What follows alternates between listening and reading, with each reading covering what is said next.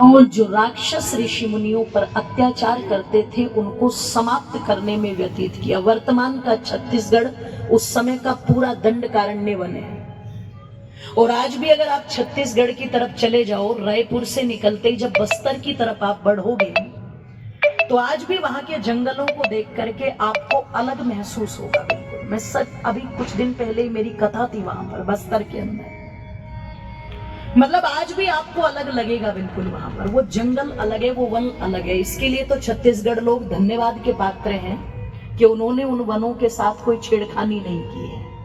अब धीरे धीरे डेवलपमेंट के नाम पर चीजें बदल रही हैं, लेकिन आज तक भी उन वनों को देख करके वो दृश्य महसूस होते हैं कि हाँ, कभी ऐसे राम जी रहे होंगे। और ताज्जुब की बात तो ये थी कि पता लगा आज भी जो आदिवासी लोग हैं ना वहां पर, हर एक व्यक्ति, हर एक पुरुष अपने नाम के पीछे राम जरूर जोड़ता है। किसी व्यक्ति ने मेरे अंदर या हमारी दोनों समितियों के अंदर ऊर्जा का संचार किया तो वो भाई शक्ति ठेकेदार हैं। मैं इनके ऑफिस पे गया था तो उस दिन ये मिले नहीं, मैंने अगले दिन फोन किया, ये बोले भाई साहब आप यहीं आ जाओ। फिर इनसे हमारी बातचीत हुई तो मैंने कहा भाई साहब हम ऐसे ऐसे कार्यक्रम करा रहे हैं, तो ये बोले मैं इस कार्यक्रम में पहुंचूंगा 100%। तो इन्होंने मेरे से पूछा कि कार्यक्रम जो करा रहे हो इसमें लगभग कितना खर्चा है। तो मैं कहा जी है 2-2.5 लाख रुपए लग सकते हैं या कम ज्यादा कुछ भी हो। तो इन्होंने मुझसे पूछा आप मेरे से क्या सहयोग की उम्मीद करते हो, आप क्या सहयोग चाहते हो। अब मुझे भी ये था भाई कार्यक्रम समाप्त भी हो जाएगा, अच्छा भी होगा, राम कथा का लाभ भी मिलेगा व्यक्तियों को। तो मैंने हिम्मत से जुटा के इनको कह दिया कि भाई हमें आपसे 51,000 रुपए के सहयोग की उम्मीद है। तो इन्होंने उस समय मुझे ऐसे कहा कि 51,000 रुपए नहीं भाई। तो मैं थोड़ा संकोचित, मेरा मन भी थोड़ा वो हुआ। मैं कहा भाई कि 51,000 रुपए के लिए कहा था, इन्होंने कहा 51,000 रुपए नहीं। मेरे साथ में जो भाई सुखबीर जी भी थे, तो मैं बोला भाई साहब आप बताओ। बोला मैं इस कार्यक्रम में 1 लाख रुपए का सहयोग करूंगा।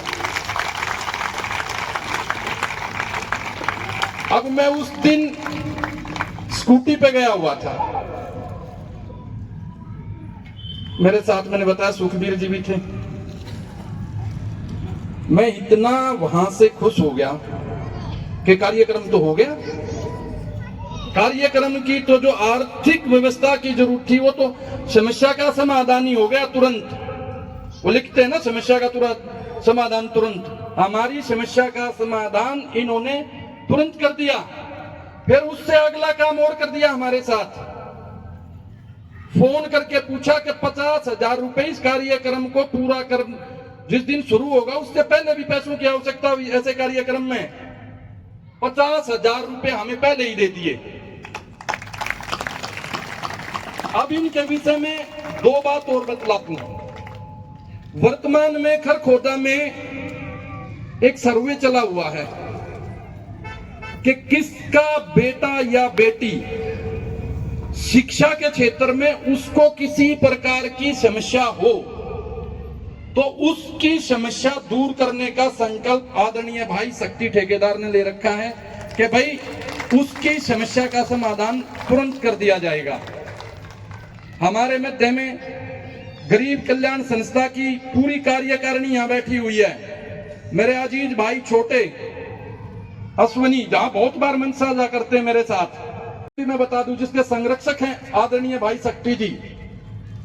ये भी एटीएम जैसी संस्था है, all time money, ATM all time money. यहां कोई भी व्यक्ति इनसे संपर्क करता फोन करके, पूरे भारत की बात कर रहा हूं, आपके क्षेत्र की नहीं, कि भाई हमें इस प्रकार की समस्या, ये तुरंत वहां पहुंचाते हैं कि भाई उस तक सहायता पहुंच जाए। अभी मैं देख रहा था 2-4 दिन पहले मीडिया के माध्यम से, खरखोदा की एक माता जी है, उनके घर में बड़े हादसे भी हुए और उसके बाद वो खुद कैंसर से पीड़ित हैं। शक्ति ठेकेदार ने उस माता जी को गोद लेने का काम किया।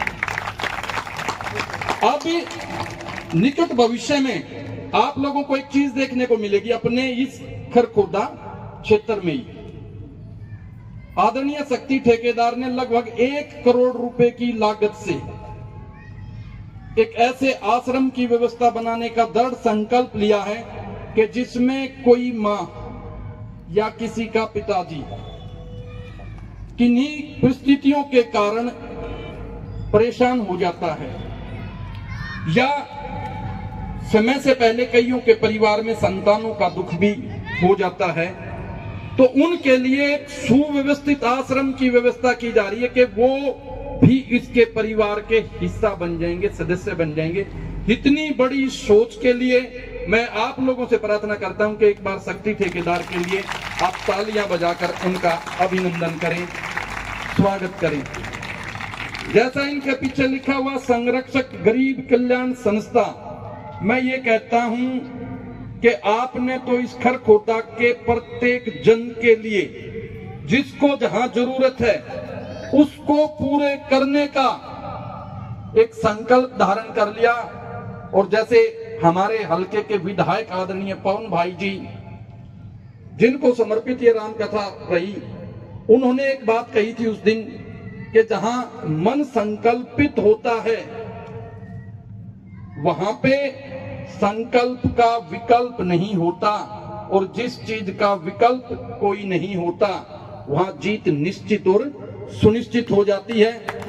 तो आपने जो संकल्प लिया है कि भाई मैं अपने इस क्षेत्र के व्यक्तियों के लिए किसी प्रकार की भी कोई समस्या होगी उसको मैं दूर करने का काम करूंगा। मैं परम पिता परमेश्वर से और मातृशक्ति की ओर से, छोटे भाइयों की ओर से सामूहिक रूप से आपकी दिन दोगुनी रात चौगुनी तरक्की की ईश्वर से प्रार्थना करता हूं। और मैं आप लोगों से सबसे एक विनती करता हूं कि ऐसी भावना जिस भाई की है, एक बार दोनों हाथ उठाकर इसको